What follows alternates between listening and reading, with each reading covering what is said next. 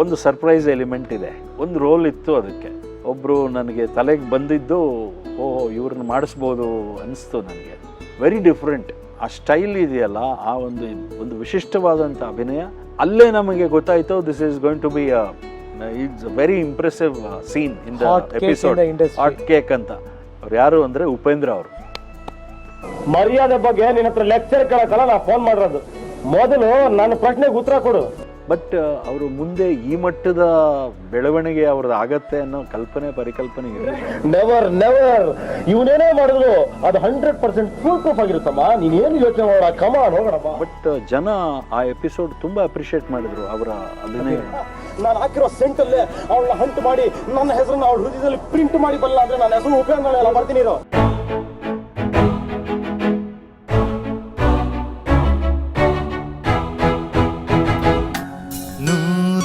ನೂರೊಂದು ನೆನಪು. ಅದು ನಿರ್ಮಲೆ ಸಾಕ್ಷಿ ತುಂಬ ದೊಡ್ಡ ಪಾಪ್ಯುಲಾರಿಟಿ, ತುಂಬ ಪಾಪ್ಯುಲರ್ ಆಯಿತು. ಮೆಗಾ ಹಿಟ್ ಅದು ಅವತ್ತು. ಅಂದರೆ ಪ್ರತಿ ವಾರ ಜನ ಕಾದು ನೋಡ್ತಾ ಇದ್ರು. ಒಂದು ಸ್ವಲ್ಪ ಸಸ್ಪೆನ್ಸ್ ಎಲಿಮೆಂಟ್ ಇತ್ತು. ಹಾಗಾಗಿ ಅದರಲ್ಲಿ ಸುಂದರ್ ಕೃಷ್ಣ ಅರಸು, ಶಿವರಾಮಣ್ಣ ಅವರು, ಆಶಾಲತಾ ಅವರು, ಆಮೇಲೆ ಚಂದ್ರನಂದಿನಿ ಅಂತ ಆಕೆ ಖಾದ್ರಿ ಶಾಮಣ್ಣ ಅವರ ಮೊಮ್ಮಗಳು, ಆಕೆನೂ ಹೀರೋಯಿನ್ ಆಗಿ, ಆಮೇಲೆ ಇವರೆಲ್ಲ ಆ್ಯಕ್ಟ್ ಮಾಡಿದರು. ಹೀಗಾಗಿ ಅದು ಆ ಸಸ್ಪೆನ್ಸ್ ಎಲಿಮೆಂಟು. ನಾನೇ ಹೀರೋ ಆಗಿ ಆ್ಯಕ್ಟ್ ಮಾಡಿದ್ದೆ, ಸುಂದರ್ ಕೃಷ್ಣ ಅರಸು ಅವರ ಮಗನ ಪಾತ್ರ. ಹೃದಯದಲ್ಲಿ ನದಿಯೊಂದು ಓಡಿದೆ, ಕಲಕಲನೆ ಕಲರವ ಕೇಳಿ ಹೊಸ ಬಯಕೆ ಹೂವು ಅರಳಿ, ಜೊತೆಯಲ್ಲಿ ಪ್ರೇಮ ಗೀತೆ ಹಾಡು ಹೃದಯದಲ್ಲಿ ವಿಶ್ವಾಮಿತ್ರ. ಏನೇ ಇವತ್ತು ರೊಮ್ಯಾಂಟಿಕ್ ಮೂಡ್ ಅಲ್ಲಿ ಹಾಡ್ತಾ ಇದೀಯಾ? ರೊಮ್ಯಾಂಟಿಕ್ ಮೂಡ್ ಅಲ್ಲ, ಹಾಗೇನು ಇಲ್ವಲ್ಲ, ಸುಮ್ಮನೆ ಹಾಡ್ಬೇಕು ಅನಿಸ್ತು. ಸುಮ್ಮನೆ ಹಾಡ್ಬೇಕು ಅಂತ ಒಬ್ಬ ಹುಚ್ಚನಿಗೂ ಅನ್ಸೋದಿಲ್ಲ ನೋಡೋ. ಮನಸ್ಸಿನಲ್ಲಿ ಸಂತೋಷನೋ ಸಂಕಟನೋ ಆದಾಗ ಇನ್ನೊಬ್ಬರಿಗೆ ಹೇಳ್ಕೊಳ್ಳೋದಕ್ಕೆ ಆಗದೇ ಇದ್ದಾಗ ಹಾಡೋಕು ಬರದೇ ಇದ್ದವನು ಹಾಡು ಶುರು ಮಾಡ್ಬಿಡ್ತಾನೆ. ಏನ್ ಸಮಾಚಾರ ಇವತ್ತು ನಿಂದು? ಅಂಥದ್ದು ಏನು ಇಲ್ವಲ್ಲ. ಇದರಲ್ಲಿ ಒಂದು ಸರ್ಪ್ರೈಸ್ ಎಲಿಮೆಂಟ್ ಇದೆ. ಅದೇನು ಅಂದರೆ ಆ್ಯಕ್ಚುಲಿ ಒಂದು ರೋಲ್ ಇತ್ತು ಅದಕ್ಕೆ. ಏನು ಅಂದರೆ ಆಫೀಸ್ನಲ್ಲಿ ನನ್ನ ಆಫೀಸ್ ಇರುತ್ತೆ, ನಾನು ಅದಕ್ಕೆ ಮೇನ್ ಆಫೀಸರ್ ಆಗಿರ್ತೀನಿ. ಅಲ್ಲಿ ಇಂಟರ್ವ್ಯೂಸ್ಗೆ ಎಲ್ಲ ಬರ್ತಾ ಇರ್ತಾರೆ ಕೆಲವರು. ಇದಕ್ಕೆ ಕಾಲ್ ಫಾರ್ ಮಾಡಿರ್ತೀವಿ. ಇವರು ಯಾವುದೋ ಫೋಟೋ ನೋಡ್ಬಿಟ್ಟು ಒಬ್ಬ ವ್ಯಕ್ತಿ ಅದರಲ್ಲಿ ಏನೋ ಹೇಳಿ ಇವ್ರ ಹೆಸರಲ್ಲಿ, ಈ ಆಫೀಸರ್ ಹೆಸರಲ್ಲಿ ಏನೋ ಒಂದು ನೆಗೆಟಿವ್ ಅಂದರೆ ಥರ ಕಳಿಸ್ಬಿಡ್ತಾನೆ ಲೆಟ್ರು. ಆಕೆಗೆ ಅದು ನೋಡ್ಬಿಟ್ಟು ತುಂಬ ಕೋಪ ಬರುತ್ತೆ. ಆಕೆ she comes straight in to the office. ನೀವೇನು ಇಂಟರ್ವ್ಯೂ ಮಾಡ್ತಾಯಿದ್ದೀರಾ, ಇಂಥ ಕೆಲಸ ಮಾಡ್ತಾಯಿದ್ದೀರಾ, ಹಾಗೆ ಹೀಗೆ ಅಂತ ನನ್ನನ್ನು ಬಾಯಿಗೆ ಬಂದಂಗೆ ಬೈಯೋವಂಥ ಒಂದು ಸೀಕ್ವೆನ್ಸ್. ನಮಗೇನೋ ಗೊತ್ತಾಗಲ್ಲ. ನಾನು ಸ್ವಲ್ಪ ಸಾಫ್ಟೇ ಇರ್ತೀನಿ, ಆ ಕ್ಯಾರೆಕ್ಟ್ರು ಹಾಗೆ ಇತ್ತು. ತುಬ್ಬಿಬಾಗ್ಬಿಡ್ತೀನಿ. ಯಾಕೆಗೆ ಏನು ಹೇಳಬೇಕು ಏನು ಮಾಡಬೇಕು ಗೊತ್ತಾಗಲ್ಲ ನನಗೆ. ಆದರೆ ಇದನ್ನು ಮಾಡಿರೋದು ಆಫೀಸಲ್ಲಿರೋವಂಥ ಒಬ್ಬ ವ್ಯಕ್ತಿ. ಅದು ನನ್ನ ಮೇಲೆ ಒಂದು ಸ್ವಲ್ಪ ಆತನಿಗೆ ಒಂದು ಬೇರೆ ಥರದ ಖುನ್ನಸ್ಸಿರುತ್ತೆ.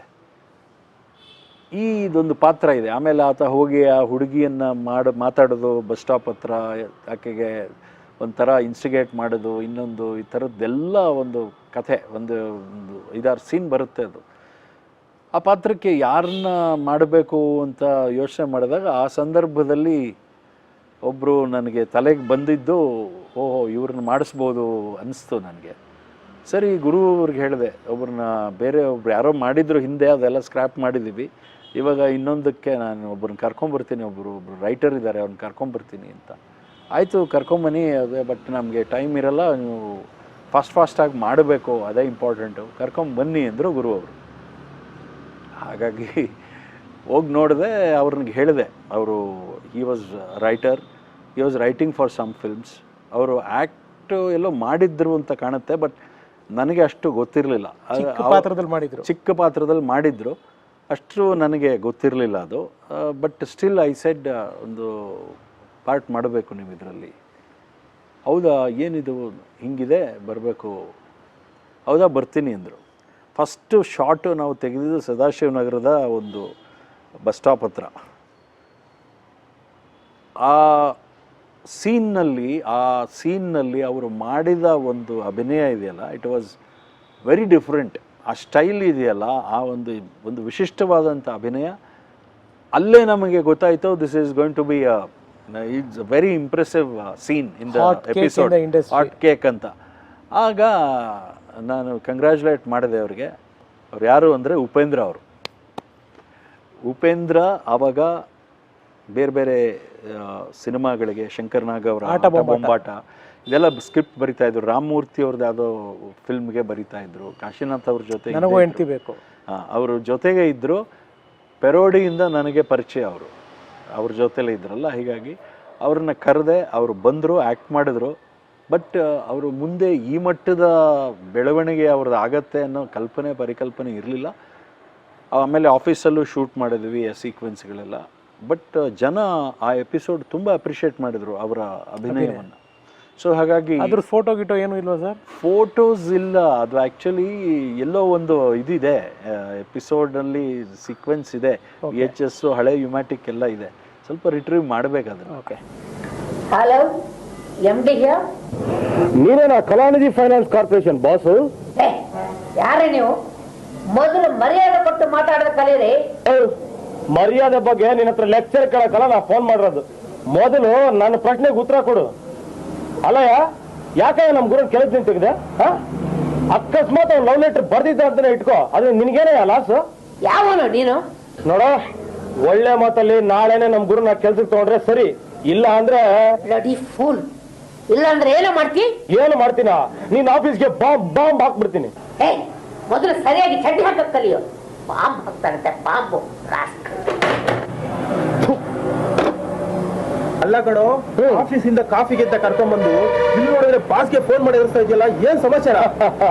ಅದೇ ಕಣೋ ಪ್ಲಾನ್. ಈಗ ನಾನು ಯಾರ ಹೆಸರು ಫೋನ್ ಮಾಡಿದೆ ಹೇಳು? ಗುರುಗ್ ಸಪೋರ್ಟಿಂಗ್ ಆಗಿ ಬಾಸ್ ಎದುರಿಸಿ ಫೋನ್ ಮಾಡಿದೆ. ಆಗ ಬಾಸ್ ಏನಂತ ತಿಳ್ಕೊಂತಾನೆ, ಇವೆಲ್ಲ ಗುರುದೇ ಕಿತಾಪತಿ ಅಂತ ತಿಳ್ಕೊಂತಾನೆ. ಆಗ ಬಾಸ್ಗೆ ಗುರು ಮೇಲೆ ಕೋಪ ಡಬಲ್ ಆಗುತ್ತೆ ಅಷ್ಟೇ. ಅದೇನೋ ಸರಿ, ಆದ್ರೂ ಅಕಸ್ಮಾತ್ ಈ ಲವ್ ಲೆಟ್ರು, ಬೆದರಿಕೆ ಫೋನು ಇದೆಲ್ಲ ಕಿತಾಪತಿ ನಮ್ದೆ ಅಂತ ಬಾಸ್ ಗೊತ್ತಾಗ್ಬಿಟ್ರೆ ನೆವರ್ ನೆವರ್ ಇವನೇನೇ ಮಾಡಿದ್ರು ಅದು 100% ಫುಲ್ ಪ್ರೂಫ್ ಆಗಿರುತ್ತಮ್ಮ. ನೀನ್ ಏನು ಯೋಚನೆ ಮಾಡೋಣ, ಕಮಾನ್ ಹೋಗೋಣಮ್ಮ. ಎಲ್ಲೋ ನನ್ನ ಹುಡುಗಿ ದಿನ ಇದೇ ರೋಡಲ್ಲಿ ಬರ್ತಾಳೆ, ನನ್ನ ನೋಡ್ತಾಳೆ, ನನ್ನ ನೋಡಿ ಸ್ಮೈಲ್ ಕೊಡ್ತಾಳೆ ಅಂತ ಏನೋ ಒಂದಿಲ್ಲೋ, ಎಲ್ಲೋ ಕಾಣಿಸ್ತಾನೆ ಇಲ್ಲಲ್ಲೋ. ನೀನ್ ಬಿಡೋದೆಲ್ಲ ಬಂಡಲು ಅಂತ ಇವತ್ತು ಗ್ಯಾರಂಟಿ ಆಗೋಯ್ತು ಬಿಡು. ಬಂಡಲ್ ಅಲ್ಲ ಕಣೋ, ದಿನ ನಿಜವಾಗ್ಲೂ ಇದೇ ಟೈಮ್ ಬರ್ತಾಳೆ ಗೊತ್ತಾ, ಅದೆಲ್ಲೋ ಕಾಣಿಸ್ತಾನೆ ಇಲ್ಲ. ವಾವ್,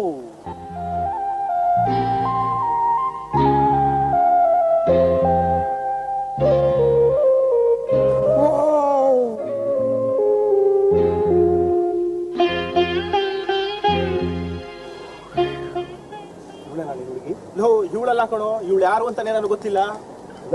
ನನ್ನೇ ಯಾವ ಮಾರಸ್ತ್ಯಾ? ಸತ್ಯವಾಗ್ಲೂ ಇವಳಲ್ಲ ಕಣೋ. ಒಂದ್ ನಿಮಿಷ ಇರು, ನೋಡ್ಕೊಂಡ್ಬರ್ತೀನಿ. ಎಲ್ಲ ಹೋಗ್ತಾ ಇದ್ಯಾ?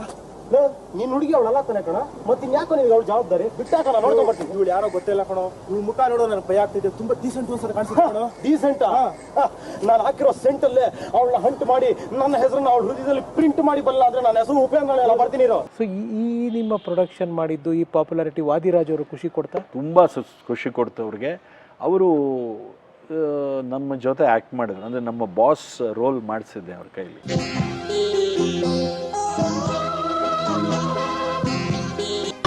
ವಾ, ಮದುವೆ ಆದ್ಮೇಲೆ ನಿಮ್ ಮುಖದಲ್ಲಿ ಒಂದು ಫ್ಯಾಂಟಾಸ್ಟಿಕ್ ಕಳೆ ಬಂದ್ಬಿಟ್ಟಿದೆ ರೀ. Keep it up.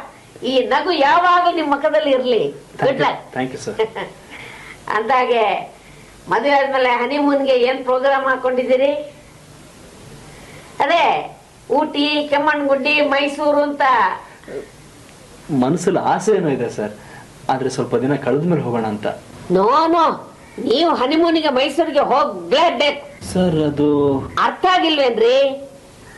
You are transferred and promoted as chief business executive in our Mysore branch.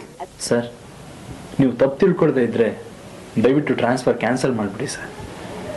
ಒಂದು ಗಳಿಗೆ ಲೇಟಾಗಿ ಮನೆಗೆ ಹೋದ್ರೆ ಅಪ್ಪ ಅಮ್ಮ ಒದ್ದಾಡ್ಬಿಡ್ತಾರೆ.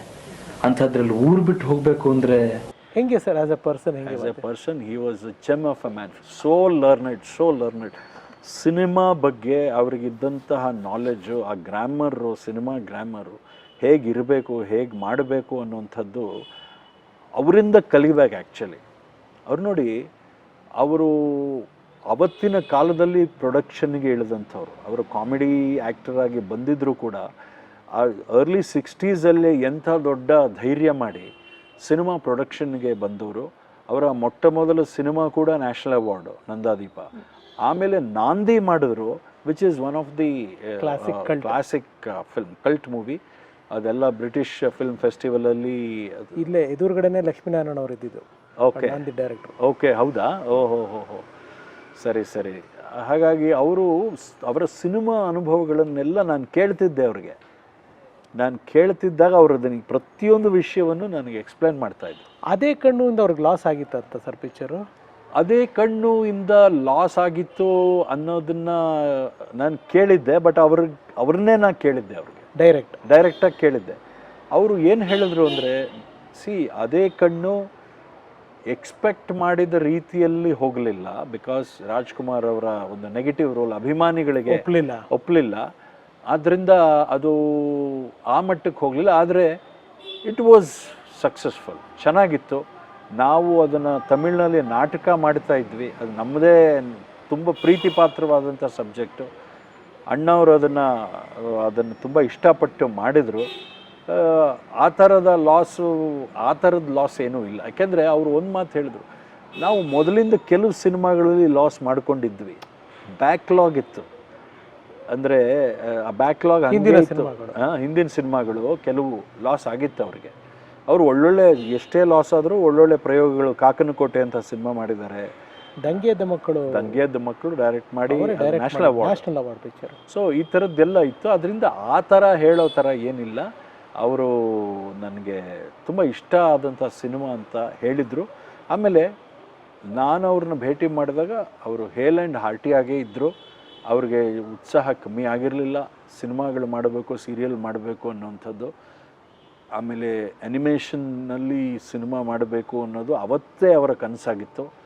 ಅವರು ಮತ್ತು ಅವರ ಬ್ರದರ್ ಜವಾಹರ್ ಅವರು ಮತ್ತು ಜವಾಹರ್ ಅವರ ಫ್ಯಾಮಿಲಿ ಎಲ್ಲ ಒಟ್ಟಿಗೆ ಇರ್ತಿದ್ರು. ಬನಶಂಕರಿಲಿದ್ದರು. ಆಮೇಲೆ ಈ moved over to JP Nagar. ನಾನು ಆಗಾಗ ಅವ್ರ ಮನೆಗೆ ಹೋಗ್ತಾ ಇದ್ದೆ. ಜವಾಹರ್ ಅವರು ಇವರ ಒಂದು ಉತ್ತೇಜನದಿಂದ, ಸಪೋರ್ಟಿಂದ ಒಂದು ಗೋಲ್ಡ್ ಕೂಪನ್ಸ್ ಮೇಲೆ ಒಂದು ಇನ್ವೆಸ್ಟ್ಮೆಂಟ್ ಸ್ಕೀಮ್ ಮಾಡಿದರು. ಎಲ್ಲ ಜ್ಯುವೆಲರ್ಸ್ ಜೊತೆ ಟೈಅಪ್ ಮಾಡಿ ತುಂಬ ಆನೆಸ್ಟ್ ಆ್ಯಂಡ್ ಟ್ರಾನ್ಸ್ಪರೆಂಟ್ ಅದನ್ನು ಮಾಡಿದರು ಅವರು. ಅದು ಮಾರ್ಕೆಟಿಂಗಿಗೆ ನೀವು ಮಾಡಿ ಅಂತ ಕೇಳಿದರು. ಅದನ್ನು ನಾನು ಮಾಡಿದ್ದೆ. ಅವ್ರ ಜೊತೆ ಸುಮಾರು ಒಂದು 6-7 ವರ್ಷ ಕಂಟಿನ್ಯೂಸ್ ಒಡನಾಟ. ಅವರ ಅಣ್ಣ ತಮ್ಮಂದ್ರು ಹೇಗಿದ್ರು ಸರ್? ಅವ್ರ ಅಣ್ಣ ತಮ್ಮಂದ್ರು ತುಂಬ ಚೆನ್ನಾಗಿತ್ತು, ತುಂಬ ಕ್ಲೋಸ್ ಆಗಿದ್ರು. ಇವರು ಜವಾಹರ್ ಅವರು ತಮ್ಮ ಜವ ಅಂತ ಕರಿತಾ ಇದ್ರು ವಾದಿರಾಜ್ ಅವರು.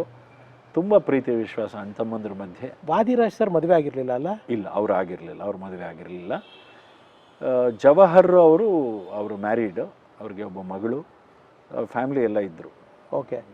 ಅಲ್ಲ, ಯಾರೋ ಅವ್ರ ಫ್ಯಾಮಿಲಿಗೆ ಸಂಬಂಧಪಟ್ಟವ್ರು ನೋಡ್ತಿದ್ರೆ, ಜವಾಹರ್ ಸರ್ ಫ್ಯಾಮಿಲಿಗೆ ಸಂಬಂಧಪಟ್ಟವ್ರು ನೋಡ್ತಿದ್ರೆ ಪ್ಲೀಸ್ ರೀಚ್ ಮಾಡಿ. ತುಂಬ ಹುಡುಕಾಟ ನಡೆಸ್ತಾ ಇದ್ದೀನಿ ನಿಮ್ಮನ್ನು. ತಮ್ಮ ತಂದೆಯವ್ರ ಬಗ್ಗೆ ಆ್ಯಂಡ್ ವಾದಿರಾಜ್ ಸರ್ ಬಗ್ಗೆ ಸಾಕಷ್ಟು ವಿಚಾರಗಳನ್ನ ದಾಖಲೆ ಮಾಡಬೇಕು. ಹರಿಣಿ ಮೇಡಮ್ ಅವ್ರನ್ನ ಸಂಪರ್ಕ ಮಾಡಿದಾಗ ಅವ್ರ ಆಸಕ್ತಿ ತೋರಿಸಲಿಲ್ಲ. ಸೊ ರಿಕ್ವೆಸ್ಟ್, ಯಾರು ಅವ್ರ ಸ್ನೇಹಿತರು, ಸಂಬಂಧಿಕರು ನೋಡ್ತಿದ್ರೆ ಕಮೆಂಟ್ ಮಾಡಿ, ಇಲ್ಲ ನಮ್ಮ ವಾಟ್ಸಪ್ ನಂಬರ್ಗೆ ಮೆಸೇಜ್ ಮಾಡಿ. It will be A honour. ಅವ್ರು ಇನ್ನೊಂದು ಅಪ್ರೂವಲ್ ತೊಗೊಂಡಿದ್ರು, ಯಾರು ಹಿತವರು ನಿನಗೆ ಈ ಮೂವರೊಳಗೆ ಅಂತ. ಒಂದು ಬ್ಯೂಟಿಫುಲ್ ಸಬ್ಜೆಕ್ಟ್ ಅದು. ಅದನ್ನು ಮಾಡಬೇಕು ಅಂತ ನಾನು ಭಾಳ ನಿಮಗೆ ಕೊಡ್ತೀನಿ, ಬೇರೆ ಯಾರಿಗೂ ಮಾಡೋದಿಲ್ಲ. ವಿ ವಿಲ್ ಡೂ ಇಟ್, ನೀವೇ ಮಾಡಿ, ಅದ್ರಲ್ಲಿ ಏನು ಬರುತ್ತೆ ಅದೆಲ್ಲ ಮಾಡಿ ಅಂತಲೂ ಹೇಳಿದರು. ಗುರು ಕೈಯಲ್ಲೇ ಅದನ್ನು ಡೈರೆಕ್ಟ್ ಮಾಡಿಸ್ಬೇಕು ಅನ್ನೋಂಥದ್ದು ಇತ್ತು ನನಗೆ. ಆದರೆ ಇವೆರಡು ಸೀರಿಯಲ್ಗಳ ನಿರ್ಮಲೆ ಸಾಕ್ಷಿ ಕೂಡ ತುಂಬ ಸಕ್ಸಸ್ಫುಲ್ ಆಯಿತು. ಶ್ಯಾಮ್ ಸುಂದರ್ ನನಗೆ ಎಲ್ಲ ಪೇಮೆಂಟನ್ನು ಪರ್ಫೆಕ್ಟಾಗಿ ಕೊಟ್ಟರು, ₹1 ಹೆಚ್ಚು ಕಡಿಮೆ ಇಲ್ದಂಗೆ ಟೈಮ್ಲಿ ಕೊಟ್ಟರು, ಎಲ್ಲ ಮಾಡಿದ್ರು, ಪ್ರತಿಯೊಂದು ಮಾಡಿದ್ರು. ಆದರೆ ಬಿಗಿನಿಂಗಲ್ಲಿ ಆ ಓವರ್ ಬಜೆಟ್ ಆಗಿ ಇನ್ನೊಂದೇನು ಆಗಿ ಏನೇನೋ ಕಲಸ ಮೇಲೋಗ್ರೆ ಆಗಿಬಿಟ್ಟು ಅದು ಕೂಡ ನನಗೆ ಎಂಡ್ ಆಫ್ ದ ಡೇ ಅದು ಲಾಸ್ ಪ್ರಾಜೆಕ್ಟ್ ಅಂತಲೇ ಆಯಿತು. ಫಿನಾನ್ಷಿಯಲಿ ಅಷ್ಟು ದೊಡ್ಡ ಹಿಟ್ ಆದ್ರೂ ಎರಡೂ ಕೂಡ ನಾನು ಚೇತರಿಸ್ಕೊಳ್ಳೋಕ್ಕೆ ಭಾಳ ಕಷ್ಟ ಆಯ್ತು. ಅದು ಆಗಿ ಇದನ್ನು ಮಾಡಬೇಕು, ಯಾರು ಹಿತವರು ಈ ಮೂವರೊಳಗೆ ಅಂತ ಹೇಳಿ ಭಾಳ ಅದ್ಭುತವಾದ ಕಥೆ. ಅದು ಬಾಲಚಂದರ್ ಜೊತೆ ಇದ್ದಂಥ ರೈಟರ್ ಮಾಡಿದಂಥ ಕಥೆ ಅಂತ ಹೇಳಿದ್ರು. ಅದು ಅಪ್ರೂವಲ್ ಆಗಿತ್ತು ದೂರದರ್ಶನ್ಗೆ. ಪಾಪ ಅವರು ಮಾಡೋಕ್ಕಾಗ್ತಿರ್ಲಿಲ್ಲ, ಯಾಕೆಂದರೆ ಇನ್ವೆಸ್ಟ್ ಮಾಡಿ ದೇವರ್ ವಾಂಟಿಂಗ್ ಟು ಸುಮ್ಮನೆ ಇನ್ವೆಸ್ಟ್ಮೆಂಟ್ ಮಾಡಿ ಮತ್ತು ರಿಸ್ಕ್ ತೊಗೊಳ್ಳೋದು ಅವ್ರಿಗೆ ಇಷ್ಟ ಇರಲಿಲ್ಲ ಆ ಏಜಲ್ಲಿ. ಸೊ ಹೀಗಾಗಿ ನನ್ನ ಜೊತೆ ಟೈಅಪ್ ಆದಾಗ ಅವ್ರಿಗೆ ಈ ವಾಸ್ ವೆರಿ ಕಂಫರ್ಟಬಲ್. ಸೊ ಹಾಗಾಗಿ ಅದಾಯಿತು. ಕೊನೆಗೆ ಅದು ನಾನು ಮಾಡೋಕ್ಕಾಗಲಿಲ್ಲ because of so many factors. ಮತ್ತು ಎಡಿಷ್ನಲ್ ಫಂಡಿಂಗ್ ನನಗೆ ಸಾಧ್ಯ ಆಗಲಿಲ್ಲ. ಸೊ ಹೀಗಾಗಿ ಈ ಗೋಲ್ಡ್ ಬಾಂಡ್ದು ಅದನ್ನು ಅವ್ರು ಶುರು ಮಾಡಿದ್ರು, ಗೋಲ್ಡ್ ಆ್ಯಂಡ್ ರಿಚಸ್ ಅಂತ. ಅದರ ಜೊತೆಯಲ್ಲಿ ಒಂದು 2 ವರ್ಷ ಮಾಡಿದ್ವಿ ಕೆಲಸನ. ಆಮೇಲೆ ಅದು 1 ವರ್ಷ ಆದಮೇಲೆ ಜುವೆಲ್ಸ್ ಕೊಡ್ತಾರೆ ಅನ್ನೋ ಥರದ್ದಿತ್ತು. ಆ ಪ್ರಾಜೆಕ್ಟ್ ಮುಗೀತು ಆ್ಯಕ್ಚುಲಿ. ಸೊ ಕೆಲವು ಯೂಟ್ಯೂಬ್ಗಳಲ್ಲಿ ಹೇಳುವಂಗೆ ಅವ್ರಿಗೆ ಮಾತ್ರೆಗೆ ದುಡ್ಡು ಇರಲಿಲ್ಲ, ಅದಕ್ಕೆ ದುಡ್ಡು ಇರಲಿಲ್ಲ, ಆ ಥರ ಎಲ್ಲ ಏನು ಇಲ್ಲ. ಖಂಡಿತ ಇಲ್ಲ sir. They were very well to do. ಅದ್ಭುತವಾಗಿ ಅವರ ರುಟೀನ್ ನಡೀತಾ ಇತ್ತು. ಆಮೇಲೆ ಜನಗಳಿಗೆ ಅವರು ಹೆಲ್ಪ್ ಮಾಡ್ತಾ ಇದ್ರು. ಅವರೇನು ಆ ಥರ ಏನು ಗತಿ ಇರಲಿಲ್ಲ ಅನ್ನೋವಂಥದ್ದು ಎಲ್ಲ ತಪ್ಪು ಮಾಹಿತಿ. ಆಮೇಲೆ ಅವರು ಹರಿಣಿಯವರು ಅಲ್ಲಿ ಒಂದು ಮನೆ ಕಟ್ಟಿದ್ರು, ಅಲ್ಲೇ JP ನಗರದಲ್ಲೇ. ಅವರೆಲ್ಲ ಒಟ್ಟಿಗೆ ಇದ್ದರು. ದೇ ವರ್ ವೆರಿ, ಅಂದರೆ ತುಂಬ ಅನ್ಯೋನ್ಯವಾಗಿದ್ದರು ಎಲ್ಲ ರೀತಿಯಲ್ಲೂ. ಅವರಿಗೆ ಆ ಥರದ್ದು ಯಾವುದೇ ಸಮಸ್ಯೆಗಳು ನಾನು ನೋಡಿದ ಹಾಗೆ ಖಂಡಿತ ಇರಲಿಲ್ಲ. ಅದು ಶುದ್ಧಾಂಗ ಸುಳ್ಳು, ಅಷ್ಟಂತೂ ಹೇಳ್ಬೋದು. ಸೊ ಅವರು ಎಂಡ್ ಟೈಮಲ್ಲಿ ನೀವು ಇರಲಿಲ್ಲ ಅಂತ ಕಾಣುತ್ತೆ. ಇಲ್ಲ, ಎಂಡ್ ಟೈಮಲ್ಲಿ ನಾನು ಇರಲಿಲ್ಲ. ನಾನು ಅವಾಗ ಬೆಂಗಳೂರಲ್ಲೇ ಇರಲಿಲ್ಲ. ಅವರು ಹೋಗಿದ್ದನ್ನು ಒಂದು ಮುಂಬೈಯಲ್ಲಿ ಒಂದು ಕನ್ನಡ ಪತ್ರಿಕೆಯಲ್ಲಿ ನೋಡಿದೆ ನಾನು. ಅದು ಭಾಳ ಆಶ್ಚರ್ಯ ಮತ್ತು ಆಘಾತ ಕೊಡ್ತು ನನಗೆ. ಯಾಕೆಂದರೆ ಇಷ್ಟು ಬೇಗ ಅವರು ಹೋಗ್ತಾರೆ ಅನ್ನೋದು ಕಲ್ಪನೆ ಇರಲಿಲ್ಲ. It was healthy. ಅಣ್ಣ ಅವರು ಬಂದು ಅವರ ಲಾಸ್ಟ್ ಕೊನೆಯ ದರ್ಶನ ಮಾಡಿದ್ದು ಅದೊಂದು ಫೋಟೋ ಹಾಕಿದ್ರು. ಅವತ್ತು ಐ ಫೆಲ್ಟ್ ಇದೊಂದು ದೊಡ್ಡ ಬಹಳ ಭಾಳ ನೋವಿನ ವಿಚಾರ. ನಾನು ಅವ್ರನ್ನ ಭೇಟಿ ಮಾಡಬೇಕಾಗಿತ್ತು. ಕೊನೆಗೆ ಅದೊಂದು ಹಾಗೆ ಉಳ್ಕೊಳ್ತು. ಹಾಗೆ ಹಿಂಗೆ ನಗ್ನಗ್ತಾ ತಮಾಷೆಗೆ ಮಾತಾಡೋರು ಸರ್ ಅವಾಗ?